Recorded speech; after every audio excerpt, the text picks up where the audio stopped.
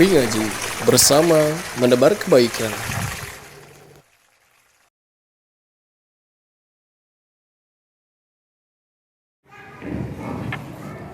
Bismillahirrahmanirrahim. Assalamualaikum warahmatullahi wabarakatuh. Innal hamdalillah nahmaduhu wa nasta'inuhu wa nastaghfiruh wa na'udzu billahi min shururi anfusina wa min sayyiati a'malina. May yahdihillahu fala mudilla lahu wa may yudlil fala hadiya lahu. Wa asyhadu an la ilaha illallah wahdahu la syarika lahu wa asyhadu anna Muhammadan abduhu wa rasuluhu alladzi la nabiyya ba'dah. Alhamdulillah, Bapak dan Ibu, ikhwah dan akhwat yang sama-sama mengharapkan ridha Allah. Di kesempatan ini, kesempatan kita berjumpa lagi setelah Ramadan kemarin kita sempat berjumpa, dan sepertinya tidak terlambat ketika kita mengatakan taqabbalallahu minna wa minkum. Semoga Allah Subhanahu wa taala menerima semua amal-amal kita di bulan Ramadan, dan semoga amal tersebut adalah amal yang bisa menghantarkan diri kita ke dalam syurga Allah Subhanahu wa taala. Jemaah sekalian, tema kali ini adalah tema yang sangat baik sekali, dan ini yang paling sering disampaikan oleh para dai-dai kita, termasuk para masyayikh yang menyampaikan tentang materi ini. Dan saya tidak tahu siapa yang memulainya, tapi yang jelas materi ini atau judul ini adalah judul yang baik, yaitu ketika mereka mengatakan kun robbaniyin, jadilah kalian sebagai robbani, yaitu hamba yang menghambakan diri kepada Allah dalam setiap ibadahnya. Dan jangan sampai kita menjadi ramadhaniyin, yaitu orang yang beribadah dan menghambakan hanya di bulan Ramadan saja. Jika kita lihat jemaah sekalian, Allah Subhanahu wa taala yang disembah di bulan Ramadan dengan ibadah kita, termasuk ibadah yang dilakukan di bulan Ramadan apa saja itu? Saum. Seseorang melaksanakan saum, maka dia niatnya untuk beribadah kepada siapa? Kepada Allah Subhanahu wa taala. Membaca Al-Qur'an, dia niatnya beribadah kepada Allah. Bersedekah, dia berniatnya kepada persembahan kepada Allah Subhanahu wa taala. Salat tarawih, maka dia pun mempersembahkan ibadah itu seluruhnya untuk Allah Subhanahu wa taala. Maka ketika Allah adalah zat yang kita sembah di bulan Ramadan, maka dia pula adalah zat yang kita sembah pula di luar bulan Ramadan. Dan ini menjadi fenomena masyarakat secara umum jemaah sekalian, dan mungkin kita salah satu di antara orang-orang yang perlu kita bermuhasabah tentang masalah ini, yaitu terkadang sebagian kaum muslimin mereka beribadah dan semangat ibadah itu hanya di bulan Ramadan saja. Ketika lewat bulan Ramadan, baru saja tanggal 1 Syawal, maka semua ibadah yang dilakukan sebulan penuh bulan Ramadan seakan-akan hilang. Orang yang membaca Al-Quran, kapan terakhir dia baca Quran? Di bulan Ramadan terakhir, dan mungkin sampai hari ini tidak dibuka-buka lagi. Orang yang bersedekah di bulan Ramadan, ketika dia berbuka, dia siapkan makanan berbuka untuk yang lainnya, dia semangat untuk bersedekah. Kapan dia terakhir melakukan sedekah tersebut? Terkadang lewat bulan Ramadan dia berhenti dari ibadah tersebut. Oleh karena itu, para ulama kita mengatakan kun robbaniyin, jadilah kalian sebagai hamba Allah Subhanahu wa taala, baik di bulan Ramadan ataupun di luar bulan Ramadan. Dan kita akan lihat bagaimana para salaf terdahulu ketika mereka beribadah kepada Allah, betul di bulan Ramadan adalah bulan ketika amal-amal ditingkatkan kualitasnya. Tapi ketika bulan Ramadan itu lewat, sudah habis waktu bulan Ramadan, masuk ke dalam bulan yang lainnya, maka bukan berarti ibadah-ibadah ini terhenti. Kita lihat, misalkan kisahnya yang disebutkan oleh Al-Alamah Ibnu Jauzi rahimahullahu taala.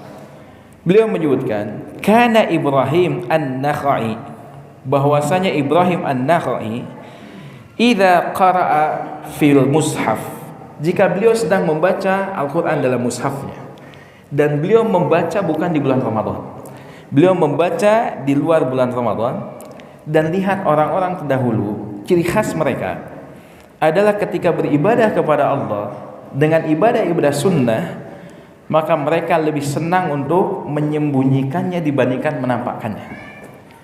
Tapi untuk ibadah wajib, hukum asal ibadah wajib ditampakkan atau disembunyikan? Ditampakkan. Tidak boleh kita menyembunyikan. Salat wajib yang 5 waktu tidak boleh kita menyembunyikan. Syiar. Datang ke masjid, melakukan salat berjamaah di masjid, maka ini syiar. Melakukan saum wajib di bulan Ramadan, apakah kita sembunyi-sembunyi? Kita ngaku kalau kita saum di bulan Ramadan, tidak boleh kita sembunyi-sembunyi. Kemudian melakukan zakat, zakat tidak boleh disembunyikan. Kemudian berhaji dan seluruh ibadah yang wajib hukum asalnya adalah ditampakkan, tidak boleh disembunyikan. Tapi untuk ibadah-ibadah sunnah, maka hukum asalnya adalah disembunyikan. Ditampakkan ketika dibutuhkan dan ditampakkan ketika memang ada keperluannya. Dan lihatlah Ibrahim An-Nakha'i rahimahullahu ta'ala, dikatakan oleh Imam Ibnu Jauzi rahimahullah, beliau mengatakan, idza qara'a fil mushaf, ketika Ibrahim An-Nakha'i beliau membaca Quran dari mushafnya, fadakhala dakhilun, maka datanglah seseorang yang masuk ke tempat dia membaca Al-Quran. Dia sedang baca Quran di masjid, tiba-tiba ada orang yang masuk ke dalam masjid, maka ghattahu, maka beliau menutup Quran dan seakan-akan dia tidak sedang membaca Quran. Menyembunyikan amalnya, padahal amal tersebut amal yang rutin dilakukan oleh Ibrahim An-Nakha'i.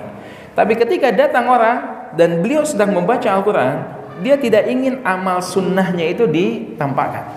Beliau tutup Qurannya dan seakan-akan tidak sedang membaca Al-Quran. Apakah boleh demikian? Boleh, karena ini ibadah sunnah. Membaca Al-Quran adalah ibadah sunnah, dan ketika seseorang ingin menyembunyikannya, ketika orang lain melihat kita membaca Al-Quran, maka pastikan bacaan Quran yang kita baca di tempat yang tidak dilihat oleh orang itu jauh lebih banyak dibandingkan kita membaca di tempat-tempat yang terlihat oleh orang. Orang soleh terdahulu, beliau menyembunyikan amalnya sampai ketika baca Quran beliau berhenti dari membacanya, karena tujuannya apa? Untuk menyembunyikan amalnya. Apakah kita bisa mencontoh ini? Jangan coba-coba kita mencontoh kalau kita tidak terbiasa untuk membaca Quran dalam kondisi tidak dilihat oleh orang. Karena terkadang ya, ada kondisi yang kita ingin niru orang soleh terdahulu, tapi niat kita beda. Kita membaca Al-Quran, tiba-tiba ada orang masuk dan kita tutup Qurannya, dan kita berpikir mudah-mudahan orang lain berpikir kalau saya seperti Ibrahim An-Nakha'i, lebih banyak baca Quran tersembunyi dibandingkan terlihat. Padahal kenyataannya tidak demikian. Nah, ini terbalik. Ibrahim An-Nakha'i rahimahullahu ta'ala, beliau membaca Quran banyak sekali di dalam kondisi tidak dilihat oleh orang. Ketika ada orang lain melihatnya, kemudian beliau menutupnya. Ini menunjukkan apa? Kebiasaan orang soleh terdahulu membaca Quran bukan hanya di bulan Ramadan, tapi di luar bulan Ramadan pun melakukannya.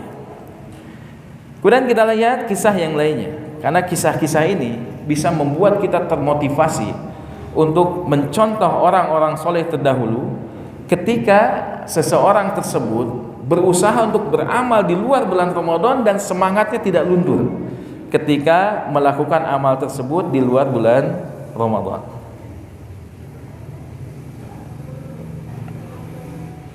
Kita lihat misalkan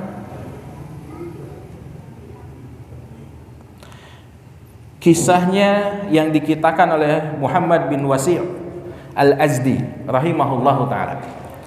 Dan lihat dalam kisah ini ya, kita akan ambil faedah yang sangat besar dalam kisah ini.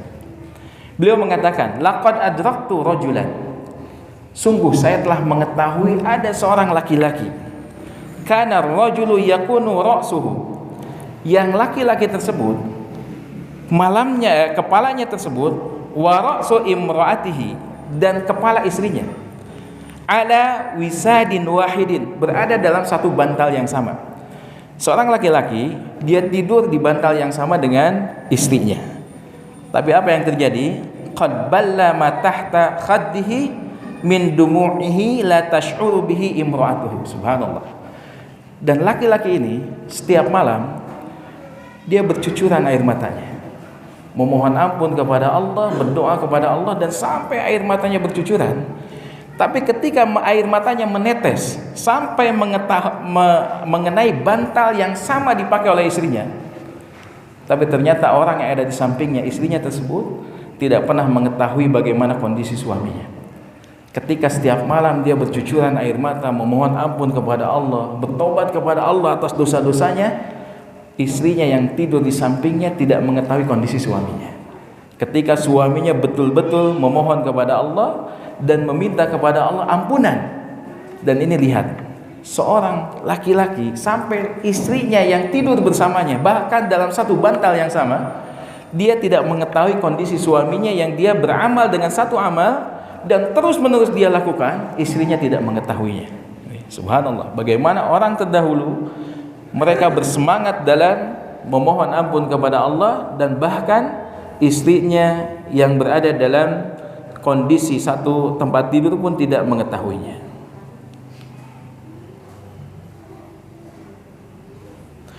Kemudian kita lihat kisah yang lain yang disebutkan oleh Abu Hamzah Ats-Tsimali. Beliau mengatakan anna Aliya ibni Husain, bahwasanya Ali bin Husain adalah Ali bin Husain bin Ali bin Abi Thalib. Berarti beliau adalah Ali putranya Husain, putranya Ali bin Abi Thalib. Berarti beliau adalah cucunya dari Ali bin Abi Thalib, cucu dari orang yang saleh. Apa yang terjadi kepada beliau? Kana yahmilu al-khubza bil laili. Beliau adalah orang yang senantiasa memikul roti ketika kondisi malam dengan menggunakan ala dhahrihi, di punggungnya. Beliau membawa roti di punggungnya setiap malamnya. Wa yattabi'u bihi al-masakin. Kemudian beliau mendatangi orang-orang miskin fi dzulmatil lail, di dalam kondisi malam hari. Dia bagikan makanan-makanan tersebut, roti tersebut, kepada orang-orang yang ada di Madinah setiap malamnya. Ini lihat, kondisi dia bersedekah, dan sedekahnya di luar bulan Ramadan.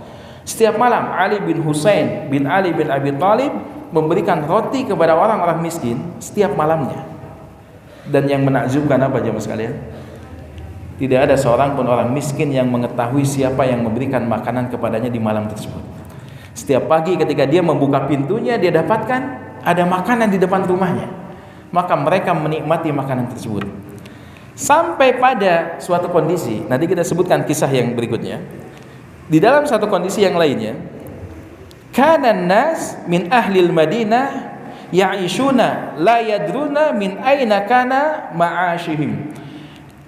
Orang-orang yang tinggal di Madinah pada saat itu, mereka hidup dalam kondisi orang-orang miskin, dalam kondisi mereka mendapatkan roti setiap malamnya. Tapi tidak ada satupun orang yang mendapatkan makanan tersebut yang mengetahui dari mana asalnya roti tersebut. Falamma mata, dan ketika meninggalnya, siapa yang meninggal? Ali bin Husain bin Ali bin Abi Thalib. Yaitu ketika meninggal Ali bin Husain bin Ali bin Abi Thalib, faqadu makanu ya'tuna bihi bil lail. Maka orang-orang yang ada di Madinah, mereka sudah tidak lagi mendapatkan makanan yang biasanya didapatkan setiap malamnya. Ada roti yang digantungkan di rumah-rumah mereka. Ketika pagi mereka dapatkan makanan tersebut, ketika meninggalnya Ali bin Husain bin Ali bin Abi Thalib, maka mereka terputus, tidak lagi mendapatkan makanan tersebut. Berarti kira-kira siapa yang memberikan makanan itu? Ali bin Husain bin Ali bin Abi Thalib. Dan ini juga tidak hanya sekedar itu, dibuktikan. Dan di sini disebutkan oleh Amr bin Thabit yang mengisahkan lamma mata Ali bin Husain, ketika meninggalnya, di hari meninggalnya Ali bin Husain, wajadu bi dhahrihi atharan. Maka orang yang memandikan beliau, memandikan Ali bin Husain bin Ali bin Abi Thalib, itu mendapatkan athar, ada bekas-bekas yang berada di punggungnya. Kemudian fasa'alu anhu, kemudian orang-orang bertanya kepada keluarganya, bekas apa itu di punggungnya? Punggungnya seperti kalau ada orang yang sering memikul benda berat dan dipikul dalam jangka waktu yang terus menerus, dalam waktu yang lama, biasa kan ada bekasnya.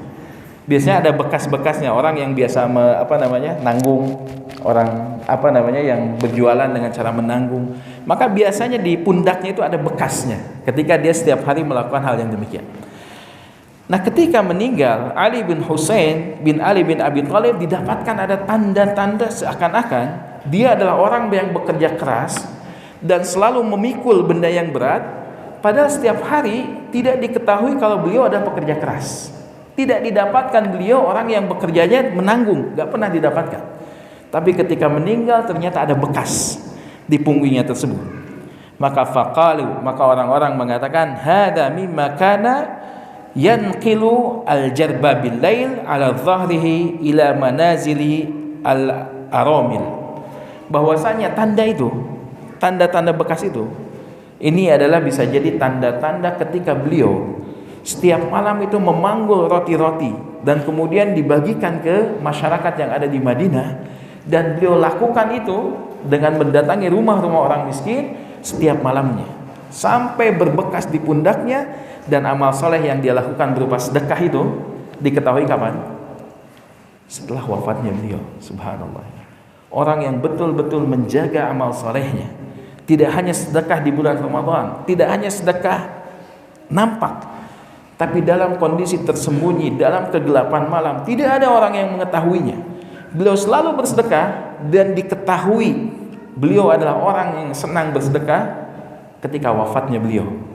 Bukan keluar dari lisan beliau ketika dia bersedekah, tapi ternyata orang-orang mengetahui dengan tanda-tanda. Pertama, tidak ada lagi makanan yang biasa didapatkan oleh orang miskin ketika di pagi harinya. Di malam hari diantarkan, pagi hari ketika membuka pintu sudah ada makanan. Ketika wafatnya Ali bin Husain bin Ali bin Abi Thalib, tidak ada lagi makanan. Yang kedua adalah ketika dimandikan, bekas-bekas menanggung beban yang berat, maka berada pada pundak Ali bin Husain bin Ali bin Abi Thalib. Maka ini orang-orang soleh terdahulu, mereka beramal dan bersedekah tidak hanya sekedar di bulan Ramadan, tapi di luar Ramadan membiasakan diri untuk senantiasa bersedekah. Kemudian Syu'aibah bin Nu'amah menceritakan, beliau menyebutkan, kana Ali ibn al-Husain, bahwasanya Ali bin Husain bin Ali bin Abi Thalib, maka ia bekhal, beliau terkenal sebagai orang yang bakhil. Bayangkan jemaah sekalian, cucunya Ali bin Abi Thalib itu dikenal oleh masyarakat Madinah itu orang yang bakhil. Kenapa? Karena tidak pernah terlihat dia bersedekah, tidak terlihat dia memberikan sedekahnya. Falamma mata, tapi apa yang terjadi ketika wafatnya beliau? Wajaduhu ya'ulu mi'ata ahli baiti bil Madinah. Dan setelah wafatnya Ali bin Husain bin Ali bin Abi Thalib, maka tersebarlah berita ini sampai penduduk Madinah kemudian bertakziah. Dan diantara mereka mengatakan, subhanallah, orang yang senantiasa menafkahi saya setiap bulannya saat ini sudah wafat. Kemudian yang lainnya mengatakan, saya juga mendapatkan nafkah dari Ali bin Husain bin Ali bin Abi Thalib. Yang lainnya mengatakan, iya, saya juga dapat. Ternyata ketika dikumpulkan, hampir 100 keluarga mendapatkan nafkah dari Ali bin Husain bin Ali bin Abi Thalib rutin. Padahal pada saat itu orang-orang yang ada di Madinah itu menganggap Ali bin Husain bin Ali bin Abi Thalib adalah orang yang bakhil. Jemaah sekalian, bayangkan kondisi ini kalau menimpa kita. Kita orang yang senantiasa menafkahi 100 orang fakir miskin, dan kita lakukan rutin. Setiap bulan kita berikan makanan untuk 1 bulan, kita berikan nafkah kepada mereka, dan tidak ada orang yang tahu. Tetangga kita kemudian ngecap, memberikan julukan kepada kita sebagai orang yang bakhil. Kira-kira apa yang akan kita lakukan? Biasanya apa jemaah sekalian? Kalau ada kita adalah orang dermawan, ada orang lain bukan, antum bakhil. Apa yang kita lakukan biasanya? Kita akan tunjukkan, denyaho maneh mah tuh, kan begitu. Kita tidak sabar terkadang ketika dikatakan sebagai orang yang bakhil padahal kita dermawan, karena kita tidak sabar untuk menampakkan amalnya. Tapi lihat Ali bin Husain bin Ali bin Abi Thalib, ketika orang-orang Madinah dia menyebutkan Ali bin Husain bin Ali bin Abi Thalib adalah orang bakhil, dia tidak peduli. Tapi ketika wafatnya beliau, 100 orang yang ada di Madinah mengaku kalau mereka mendapatkan nafkah dari Ali bin Husain bin Ali bin Abi Thalib. Subhanallah ya. seorang dermawan sejati. Bukan hanya orang yang sedekah ketika terlihat oleh orang. Yang terkadang kalau kita lihat disebutkan oleh Nabi yang mulia sallallahu alaihi wasallam dalam hadis yang sahih. Dan ini menjadi renungan bagi kita semuanya. Ketika beliau bersabda tentang kondisi orang-orang yang melakukan amal saleh dan kemudian dia akhirnya masuk ke dalam neraka. Kenapa? Karena pada akhirnya dia melakukan perbuatan-perbuatan ahlu neraka. Fa inna ahadakum, Nabi sallallahu alaihi wasallam bersabda, sesungguhnya salah seorang di antara kalian fayamalu bi amali ahlil jannah, dia melakukan perbuatan-perbuatan ahlul jannah, melakukan sedekah, melakukan amal soleh, segala kebaikan-kebaikan dia lakukan. Kemudian fayasbiqu hatta ma yakuna bainahu wa bainaha illa dira', sampai jarak dia dengan surga itu seakan-akan satu hasta. Dan para ulama mengatakan apa? Satu hasta maknanya apa? Begitu dekatnya seorang tersebut dengan surga itu seakan-akan jaraknya dekat sekali. Kalau seandainya dia meninggal, orang-orang akan mengatakan sepertinya dia ada orang yang akan masuk surga. Saking banyaknya kebaikan yang dia lakukan. Kenapa yang terjadi? Fayasbiqu alail kitab. Tetapi ternyata takdir Allah berkata yang lain. Fayamalu bi amali ahlin nar. Di akhir hayatnya dia melakukan perbuatan-perbuatan ahlu neraka. Fayadkhuluha, dan dia pun masuk ke dalam neraka. Syekh Muhammad bin Shalih Al-Utsaimin rahimahullah ta'ala, beliau menjelaskan tentang hadis ini. Salah satu penjelasan yang baik dari beliau mengatakan orang ini adalah orang yang senantiasa melakukan amalan-amalan kebaikan dari pandangan manusia. Ketika dia bersedekah, tujuannya bukan untuk mendapatkan pahala dari Allah, tapi dia ingin mendapatkan pujian dari manusia kalau dia adalah seorang dermawan. Ketika dia membaca Al-Quran, bukan untuk beribadah kepada Allah, tapi keinginannya lebih besar untuk mendapatkan pujian dari manusia kalau bacaan Qurannya adalah bacaan yang baik, hafalannya hafalan yang paling banyak. Ketika dia melakukan amal-amal saleh, niatnya bukan karena Allah Subhanahu wa taala, maka di akhir hayatnya maka Allah bukakan kebusukan hatinya, sampai kemudian asli hatinya, kecenderungan jiwanya ini, maka dia cenderung kepada kemaksiatan, dan pada akhirnya di akhir hayatnya dia menampakkan kemaksiatan tersebut. Fayadkhuluha, maka dia pun masuk ke dalam neraka Allah Subhanahu wa taala. Nauzubillah.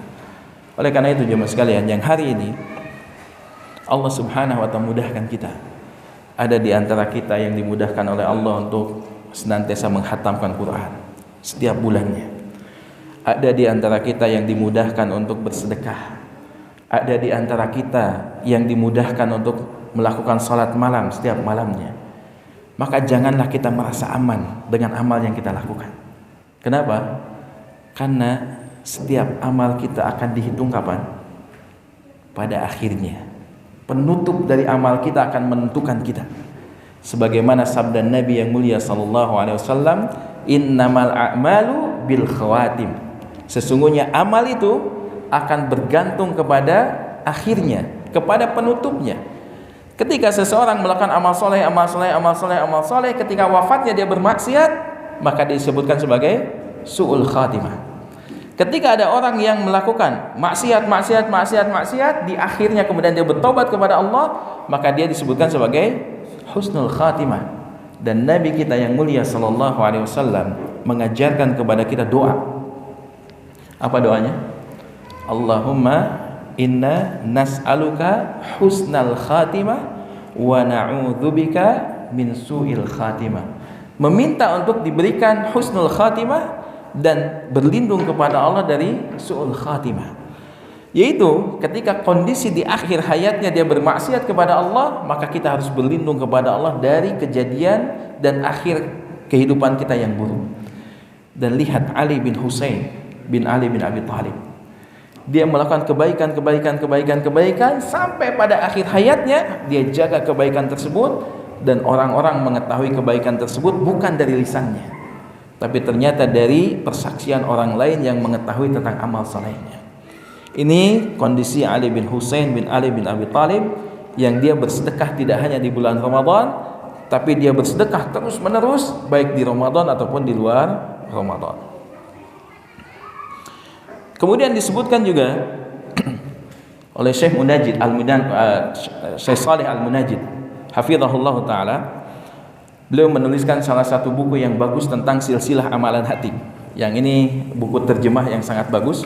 Saya belum baca kitab aslinya karena dulu didapatkan ada buku terjemahnya. Beliau mengisahkan tentang bagaimana ada seorang laki-laki yang dia bekerja di pasar. Ini dalam bab tentang ikhlas. Di bab yang awal beliau menuliskan bab tentang ikhlas dan menyampaikan beberapa kisah tentang bagaimana orang soleh terdahulu itu menyembunyikan amal dan menjaganya. Ada seorang suami, dia membiasakan untuk melaksanakan saum. Mungkin saum yang paling sering saum apa itu? Saum Daud, sehari saum, sehari buka. Di waktu hari ketika dia saum, maka istrinya menyiapkan makan siang untuknya. Istri yang salihah, ketika pagi hari sebelum sholat subuh, maka beliau bersahur dengan beberapa butir kurma saja.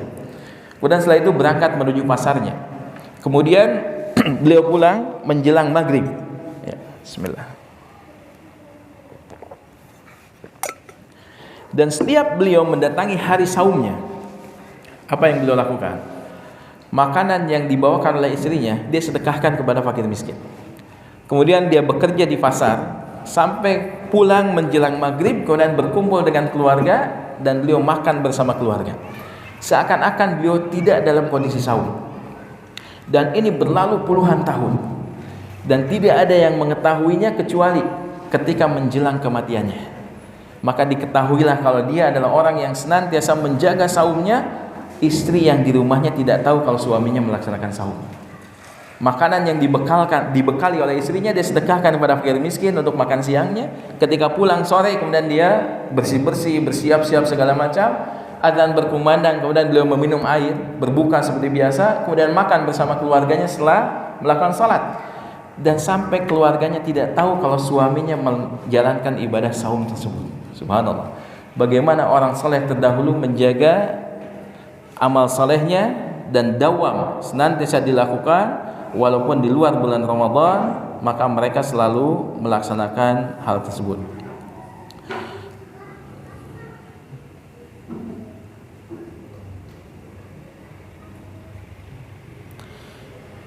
Kemudian kisah yang lainnya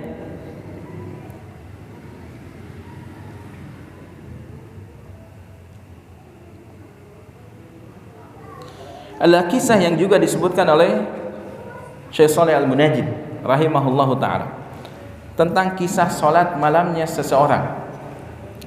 Ketika ada seorang suami, dia tidur bersama istrinya. Sepertiga malam terakhir maka dia terbangun. Dan selama puluhan tahun beliau melaksanakan solat malam dan istrinya tidak mengetahui kondisi ketika beliau terbiasa melakukan solat malam. Kenapa demikian? Karena memang kalau kita lihat jamaah sekalian, ketika kita melaksanakan salat malam di luar bulan Ramadan dan di luar 10 hari terakhir, maka tidak ada keharusan bagi kita untuk membangunkan keluarga kita melakukan salat malam bersama. Beda dengan 10 hari terakhir. Ketika di hari-hari yang lainnya kita dapatkan Nabi yang mulia sallallahu alaihi wasallam terkadang beliau itu melakukan salat dan tempat sujudnya kadang terhalang oleh salah satu di antara anggota tubuh dari Aisyah radhiyallahu anha dan beliau menggesernya kemudian sujud di tempat sujudnya. Tetapi ketika menjelang 10 hari terakhir bulan Ramadan, maka Aisyah radhiyallahu anha mengatakan apa? Bahwasanya ketika mendatangi 10 hari terakhir bulan Ramadan, maka Nabi sallallahu alaihi wasallam beliau senantiasa mengencangkan mizarahu. Sarungnya, dikencangkan sarungnya. Apa maksud mengencangkan sarungnya? Menjauhi istrinya, tidak melakukan hubungan suami istri 10 hari terakhir bulan Ramadan. Kemudian ahya lailahu. Kemudian Nabi sallallahu alaihi wasallam menghidupkan malamnya. Apa yang disebutkan dengan menghidupkan malamnya? Itu menjadikan malam yang biasanya seakan-akan tidak ada kehidupan. Orang-orang tidur, tidak ada aktivitas. Seakan-akan malam itu tidak ada kehidupan. Tapi di 10 hari terakhir dihidupkan oleh Nabi sallallahu alaihi wasallam dengan aktivitas. Seakan-akan malam tersebut bukanlah malam, karena ada aktivitas kegiatan ibadah. Sampai Aisyah mengatakan wa aiqadha ahlahu, dan membangunkan keluarganya. Maka 10 hari terakhir bulan Ramadan itu dibangunkan. Tapi ketika bukan termasuk 10 hari terakhir bulan Ramadan, maka Nabi yang mulia sallallahu alaihi wasallam tidak selalu membangunkan istrinya. Dan ini yang dilakukan oleh orang-orang saleh terdahulu ketika mereka melakukan ibadah di malam hari, termasuk di dalamnya adalah melakukan salat qiyamul lail. Istrinya tidak mengetahui ketika suaminya berpuluh-puluh tahun melakukan ibadah tersebut. Subhanallah. Inilah bagaimana orang-orang saleh terdahulu.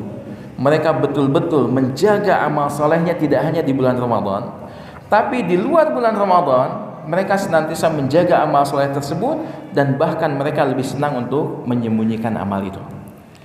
Nah, sekarang kita berbicara bagaimana caranya agar kita bisa seperti orang-orang terdahulu, beribadah tidak hanya sekedar di bulan Ramadan, tapi di luar Ramadan bisa terjaga keistiqomahannya. Apa kunci dan apa yang menyebabkan mereka bisa mendapatkan kondisi yang demikian? Yang pertama, kalau kita pelajari dari riwayat-riwayat yang menyebutkan tentang ibadahnya orang soleh terdahulu, maka yang pertama yang perlu dijaga adalah niatnya. Ketika kita beribadah kepada Allah di bulan Ramadan, termasuk juga di luar bulan Ramadan, maka perhatikan niatnya. Jika kita niatnya beribadah kepada Allah Subhanahu wa taala, bukan beribadah kepada Ramadan, tapi kita niatnya benar-benar beribadah kepada Allah, maka seharusnya niat ikhlas ini tidak akan terpengaruh dengan bulan apa dia beribadah, di dalam kondisi apa dia beribadah, terlihat atau tidak terlihat, tidak akan mempengaruhi ibadahnya. Maka niat ikhlas ini perlu dijaga. Dan orang-orang saleh terdahulu adalah orang yang paling mudah untuk bisa berikhlas atau bisa menjaga keikhlasan hatinya, karena keimanan mereka adalah keimanan yang sangat bersih, keimanan yang kuat, keimanan yang kokoh kepada Allah Subhanahu wa taala. Maka yang pertama adalah perhatikan niatnya. Kemudian yang kedua adalah belajar ilmu. Karena seseorang tidak akan mungkin bisa mendapatkan keistiqomahan beribadah di bulan Ramadan, kemudian di luar Ramadan pun dia bisa menjaga ibadahnya. Dia tidak akan bisa melakukan hal demikian kecuali dengan ilmu.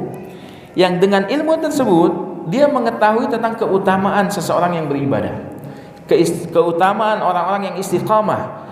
Ketika dia bersedekah di bulan Ramadan, di luar Ramadan dia bersedekah, dia mengetahui bagaimana keutamaannya.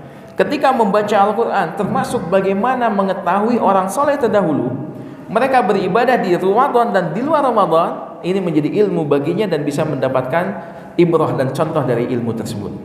Maka ketika kita menginginkan keistiqomahan beribadah kepada Allah di bulan Ramadan dan juga di luar bulan Ramadan, maka hendaklah kita untuk mendapatkan atau pelajari ilmunya. Kemudian yang ketiga yang bisa kita ambil faidah dari kisah-kisah tadi, yang ketiga adalah carilah lingkungan dan teman-teman yang saleh. Karena kalau kita sendirian jemaah sekalian, maka keikhlasan kita, keistiqomahan kita lebih mudah terganggu. Tapi kalau kita berada dalam lingkungan yang kondusif, teman-teman yang senantiasa menasihati untuk kebaikan, teman-teman yang rajin beribadah baik di Ramadan ataupun di luar Ramadan, maka kita pun bisa tersemangati. Bayangkan jemaah sekalian, kalau kita tanya saum di bulan Ramadan dengan saum sunnah, kira-kira mana yang lebih sulit menjaga keikhlasan? Saum Ramadan atau saum sunnah? Saum sunnah kadang lebih susah. Kenapa lebih susah saum sunnah? Karena ketika banyak orang tidak saum, kita saum sendirian. Bayangkan ya, kalau kita beda sendiri, kecenderungan rusaknya keikhlasan itu lebih mudah. Bayangkan di satu lingkungan semua orang tidak sedekah, kemudian kita sedekah, mungkin jumlahnya tidak banyak. Biasanya berapa kalau sedekah? Kalau kita punya uang di dompet kita nih, ada 100 ribu, 50 ribu, 10 ribu, 5 ribu, 2 ribu, ada 5 lembar. Kira-kira kalau kita sedekah pakai uang yang mana? 100 ribu. Coba kita bayangkan, kalau kita jumlahnya tidak banyak, misalkan ya, kita menyedekahkan uang 50 ribu. Di dalam kondisi masyarakat yang tidak sedekah sama sekali, Kadang kita sedekah 50.000. Dan bahkan setelah sedekah 50.000 itu dicatat, dicantumkan dalam papan pengumuman. Yang sedekah Jumat ini fulan disebutkan satu hamba Allah. Jumlahnya berapa? 50.000. Terkadang kita nggak kuasa ketika menyebutkan ningali hamba Allah. Ini nama saya nih. Sudah disembunyikan, tetap hati ini ingin diketahui orang. Sampai ketika ada orang yang lihat, teman-teman kita lihat, ini sekian, antum tahu nggak? Nih hamba Allah nih. Keinginan untuk disebut-sebut kebaikan kita itu besar sekali ketika lingkungan itu lingkungan yang amal solehnya tidak banyak. Tapi antum bayangkan ketika antum sedekah 50.000 di dalam lingkungan yang orang sedekahnya 100.000, 200.000, 1 juta, 2 juta, 10 juta. Sampai dulu pernah ada kondisi ketika di Padalarang dulu kita ada kegiatan baksos dengan masyarakat setempat yang miskin. Itu ada seseorang yang sampai sedekahnya itu 15 juta. Bayangkan jamaah sekalian, antum sedekah 50.000, nulain 15 juta. Kira-kira ria mau dah 50.000. Gak akan susah kita untuk ria karena lihat orang lain lebih baik dari kita. Lihat bagaimana pentingnya kita memiliki lingkungan yang baik, memiliki teman-teman yang baik. Kalau kita punya teman yang lebih baik, lingkungan yang lebih baik, maka kita akan lebih terjaga keikhlasannya. Sudah masuk Isya ya? Baik, kita cukupkan dulu dengan adzan Isya. Setelah itu kita akan tambahkan beberapa menit untuk tanya jawab. Allah. Baik. Bismillahirrahmanirrahim. Bismillahirrahmanirrahim. Assalatu wassalamu ala man la nabiyya ba'dah wa ala alihi washabihi ajma'in. Kita tambahkan satu lagi kuncinya. Tadi kita sudah sampaikan 3 kunci agar kita bisa istiqamah senantiasa beribadah kepada Allah di Ramadan ataupun di luar Ramadan. Itu yang pertama tadi apa? Niatnya yang harus dijaga agar niatnya ikhlas karena Allah. Yang kedua, belajar, tambah ilmu terus-menerus agar kita ilmu tersebut bisa menghasilkan amal. Yang ketiga, mencari teman dan lingkungan yang baik. Dan yang terakhir, yang keempat adalah memperbanyak doa. Karena mudahnya kita beribadah kepada Allah bukan karena kita yang hebat, tapi karena Allah lah yang telah mengizinkan kita untuk bisa beribadah kepadanya. Maka perbanyaklah doa kepada Allah agar kita dimudahkan untuk menjadi robbaniyin, bukan ramadhaniyin. Baik, sisa waktu yang ada kita manfaatkan untuk sesi tanya jawab. Jika ada pertanyaan maka dipersilakan untuk disampaikan. Boleh lewat tulisan atau boleh langsung. Kalau ikhwan kayaknya bisa langsung, suaranya lebih keras biasanya.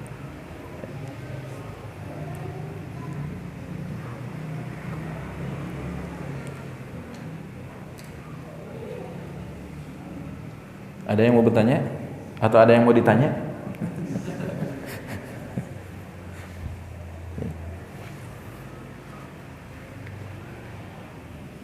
Tidak ada?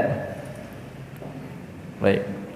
Kalau tidak ada berarti kita akan simpulkan ikhwah fillah rahimakumullah di kesempatan kali ini bahwasanya ketika kita bersemangat di bulan Ramadan, di luar Ramadan bukan berarti semangat kita betul-betul luntur. Boleh di bulan Ramadan kita tingkatkan semangat kita, tapi setelah melewati Ramadan kita masuk ke dalam standar yang sudah kita set. Kita harus set standar kita, semangat kita itu di mana. Jangan sampai ketika tinggi sekali semangatnya, ketika kemudian lewat Ramadan rendahnya rendah sekali. Tapi kita harus memiliki standar yang ada, dan salah satu cara di antara cara-cara yang ada adalah kita mencontoh bagaimana generasi terdahulu mereka senantiasa menjaga amal-amal salehnya. Dan ini disebabkan karena apa? Ilmu. Perbanyaklah melihat dan membaca kisah-kisah mereka. Karena kisah mereka terkadang bisa menginspirasi kita. Kondisi-kondisi yang mungkin kita tidak pernah terbayangkan, tapi ketika kita membaca kisah-kisah mereka, orang-orang saleh terdahulu, maka semangat kita bisa jadi bertambah. Oleh karena itu, ini poin yang kedua tadi, ilmu. Maka jangan pernah berhenti dari majelis ilmu. Dan antum perhatikan, kalau antum sudah jauh dari majelis ilmu, lihat kondisi ibadahnya. Akan sangat berpengaruh lingkungan, majelis ilmu dan ilmu yang kita dapatkan. Itu akan sangat berpengaruh terhadap kualitas dari ibadah kita. Semakin kita sering mendatangi majelis ilmu, mendengarkan nasihat, menambah pengetahuan kita, menambah ilmu, maka semakin tinggi pula keinginan kita untuk beramal. Karena ilmu yang bermanfaat itu bisa menghasilkan amal. Maka ingat 4 hal tadi. Ketika kita ingin menjadi orang yang senantiasa bisa beribadah kepada Allah di bulan Ramadan ataupun di luar bulan Ramadan, ingat 4 hal tadi.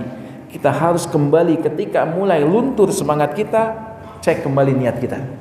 Apakah niat kita sudah benar-benar ikhlas karena Allah Subhanahu wa taala dalam ibadah ini, ataukah karena ada niat-niat yang lainnya? Termasuk kita bermuhasabah. Berarti Ramadan kemarin ketika kita beramal, niat kita itu apa? Kita khatam Quran itu karena apa? Apakah niatnya memang ingin beribadah kepada Allah, ataukah karena memang rame-rame? Ketika orang lain baca, kita ikut baca. Berarti niatnya bukan karena Allah. Bisa jadi niatnya ingin dilihat oleh orang. Kalau orang lain khatam, masa saya enggak? Maka ini yang perlu diperbaiki kembali niatnya. Walaupun kondisi tadi bukan kondisi yang buruk. Ketika kita bersemangat disebabkan melihat orang lain semangat, ini bukan kondisi yang buruk. Tetapi yang terbaik adalah ada ataupun tidak ada orang lain, kualitas ibadah kita menjadi kualitas yang unggul. Maka perhatikan kembali niatnya. Yang kedua adalah tambah kembali ilmunya.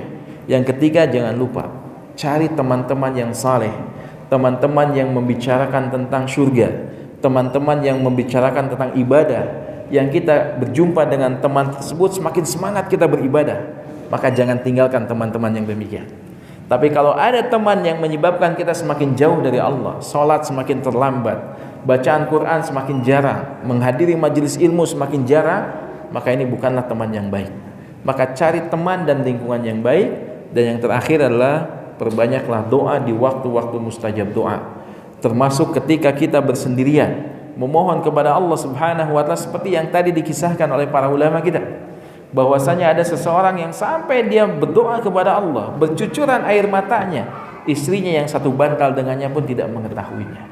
Oleh karena itu, ikhwah fillah rahimakumullah, maka perbanyaklah doa kepada Allah agar hati kita dilembutkan oleh Allah dan juga semangat kita dibesarkan oleh Allah Subhanahu wa taala untuk tetap beribadah di bulan Ramadan ataupun di luar bulan Ramadan. Dan semoga dengan cara demikian Allah mudahkan kita untuk bisa diwafatkan dalam kondisi husnul khatimah dan dijauhkan dari kondisi su'ul khatimah. Itu saja yang sampaikan, semoga bermanfaat. Wassallallahu ala nabiyina Muhammadin wa ala alihi washabbihi ajma'in wa akhiru da'wana alhamdulillahi rabbil alamin. Subhanakallahumma bihamdika asyhadu an la ilaha illa anta astaghfiruka wa atubu ilaik. Wassalamu alaikum warahmatullahi wabarakatuh. Waalaikumsalam.